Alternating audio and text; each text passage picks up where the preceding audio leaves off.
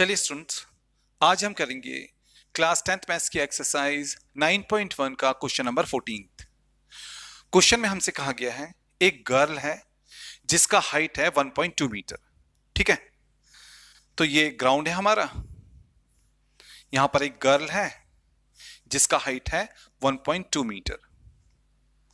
ये जो गर्ल है वो एक बैलून को स्पॉट करती है, एक बैलून को देखती है। यहां पर एक बैलून है, गर्ल जो है इस बैलून को स्पॉट करती है, देखती है। ठीक है, एंड जब देखती है स्टार्टिंग में तो गर्ल की आईज से इस बैलून के हाइट का, टॉप का जो एंगल ऑफ एलिवेशन बनता है वो बनता है 60 डिग्री। ठीक है, तो ये 1.2 मीटर गर्ल है, यहां पर एक बैलून है। ठीक है, बैलून जो है वो 88.2 मीटर अबव द ग्राउंड उड़ रहा है। ठीक है, यहां पर है। अब गर्ल के आईज से जब हम बैलून के टॉप को देखते हैं तो एंगल ऑफ एलिवेशन बनता है 60 डिग्री। थोड़ी देर के बाद में ये बैलून हॉरिजॉन्टली मूव करता हुआ थोड़ा दूर चला जाता है, बैलून यहां पर पहुंच जाता है। ठीक है, यहां पर पहुंच जाता है और तब गर्ल के आईज से उसका जो टॉप, जब बैलून यहां पर पहुंच जाता है तो गर्ल के आईज से उसके टॉप का जो एंगल ऑफ एलिवेशन बनता है वो बनता है 30 डिग्री।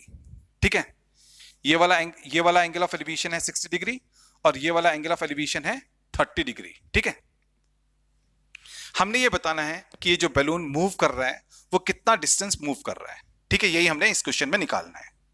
तो चलिए नेमिंग कर लेते हैं। ये गर्ल है, इसे मान लेते हैं ए बी। ठीक है, इस पॉइंट को मान लेते हैं सी, इसको मान लेते हैं डी, इसको मान लेते हैं ई। ठीक है, इसको मान लेते हैं एफ, इसको मान लेते हैं जी, इसको मान लेते हैं एच। ठीक है, अब देखिए स्टूडेंट्स, इतना गर्ल का हाइट है तो इतना हाइट भी गर्ल का ही होगा, तो ये वाला हाइट होगा 1.2 मीटर। इतना 1.2 मीटर है तो इतना भी 1.2 मीटर होगा। अब हम निकालते हैं कि ये वाला हाइट कितना है। अब देखिए जो टोटल हाइट है वो है 88.2, इतना हाइट है 1.2। तो जब हम इस टोटल हाइट में से इस हाइट को माइनस कर देंगे तो ये वाला हाइट हमारे पास में आ जाएगा। तो हम जब 88.2 में से माइनस कर देंगे 1.2 को, टोटल बैलून के हाइट में से गर्ल के हाइट को माइनस कर देंगे तो हमारे पास में यहां पर आएगा 87 मीटर। तो ये वाला हाइट हो जाएगा हमारा 87 मीटर। ऐसे ही ये वाला हाइट भी हो जाएगा 87 मीटर। ठीक है, अब देखिए ये जो बैलून है ये वर्टिकली ऊपर उड़ रहा है तो यहां पर 90 डिग्री का एंगल तो बनेगा ना। यहां पर 90 डिग्री का एंगल हो गई होगा, ऐसे यहां पर भी 90 डिग्री का एंगल तो हो गई होगा ना। तो ये बन गया हमारा पहला राइट ट्रायंगल, ये बन गया हमारा दूसरा राइट ट्रायंगल। अब हम इन दोनों राइट ट्रायंगल्स की हेल्प से बैलून ने जो डिस्टेंस ट्रेवल किया है इस डिस्टेंस को हम निकालेंगे। ठीक है, तो हम इन दोनों राइट ट्रायंगल्स की हेल्प से बैलून ने जो ये डिस्टेंस ट्रेवल किया है इसको निकालेंगे। ठीक है, तो चलते हैं in right triangle A D C. पहले इस राइट ट्रायंगल में चलते हैं, तो हम लिखते हैं in right triangle A D C. Correct. अब देखिए स्टूडेंट्स, इस right triangle A D C में यहां पर एंगल बन रहा है। ठीक है, तो गर्ल यहां से ऑब्जर्व कर रही है, तो जहां पर एंगल बनेगा उसके अपोजिट ये परपेंडिकुलर होगा। नीचे तो ये बेस होता ही है ना, एंड 90 डिग्री के अपोजिट ये हाइपोटेन्यूज होता है। हम यहां पर लेंगे 10 60 डिग्री। हम 10 इसलिए लेंगे क्योंकि हमें परपेंडिकुलर दिया हुआ है, हम बेस निकालना चाहते हैं, एंड हमें पता है कि जो 10 होता है वो होता है P अपॉन बी, इसलिए हम 10 लेने जा रहे हैं। P हमें दिया है, B हमने निकालना है, इसलिए हम 10 लेंगे। यहां पर एंगल है 60 डिग्री का तो हम लेंगे 10 60 डिग्री।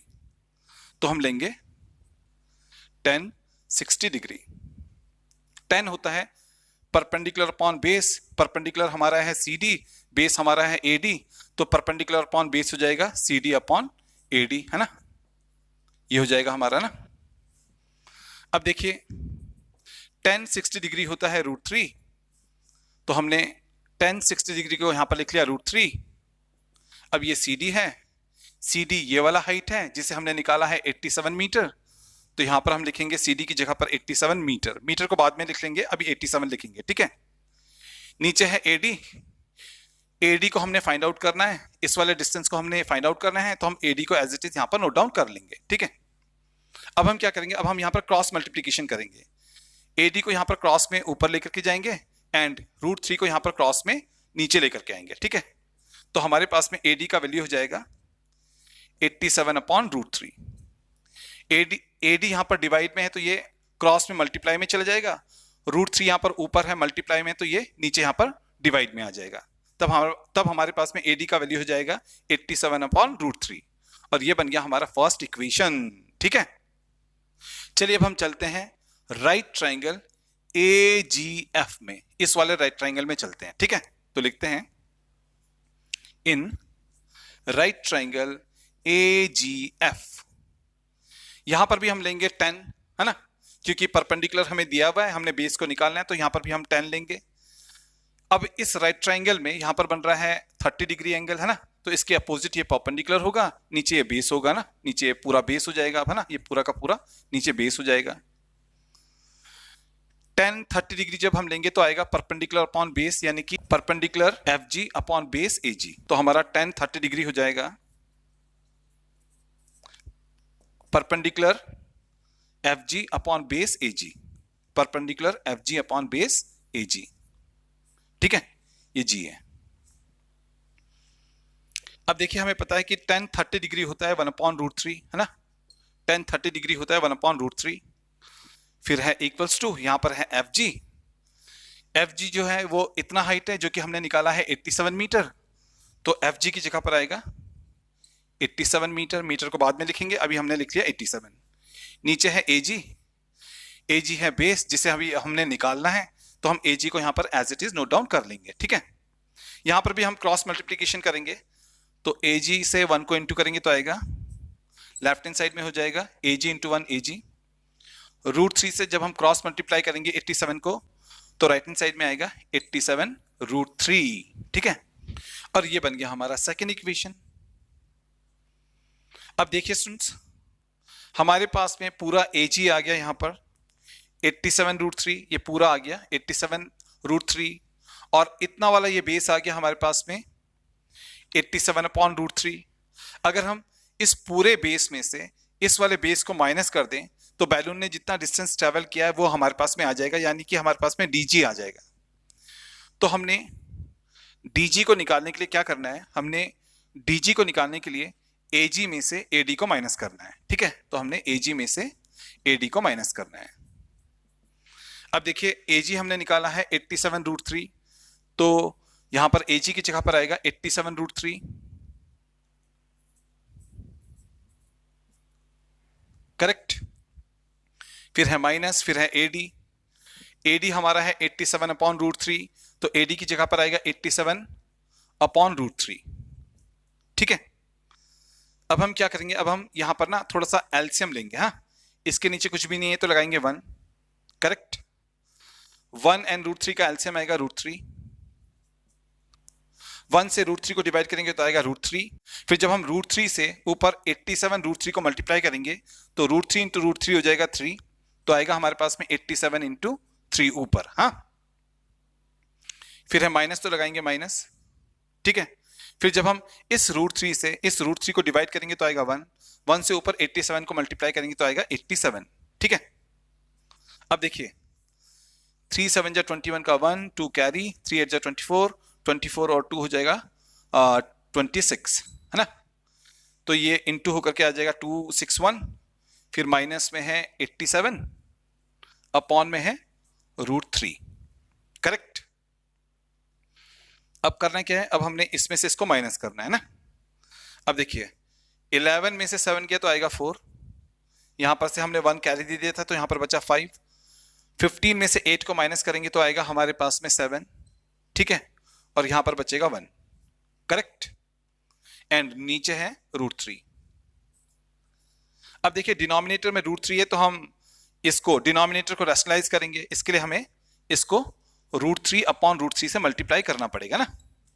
हमने डिनोमिनेटर को रैशनलाइज करना है तो हम इसको √3/√3 से मल्टीप्लाई करेंगे, ठीक है। अब देखिए 174 इंटू √3 हो जाएगा 174√3, एंड नीचे हमारे पास में हो जाएगा √3 इंटू √3 3। अब जब हम 3 से 174 को डिवाइड करेंगे तो आएगा 3 5 जा 15, बचा 2 and 4, 3 8 जा 24। ठीक है, तो यहां पर हमारे पास में आएगा 58√3। ठीक है, यहां पर हमारे पास में आएगा 58√3। हाँ, ये आ गया हमारे पास में 58√3। तो हमारे पास में आ गया कि जो ये डीजी है, जितना बैलून ने डिस्टेंस ट्रेवल किया है वो यहां पर हमारे पास में आ गया 58√3। ठीक है, तो हम लिखेंगे therefore distance moved by balloon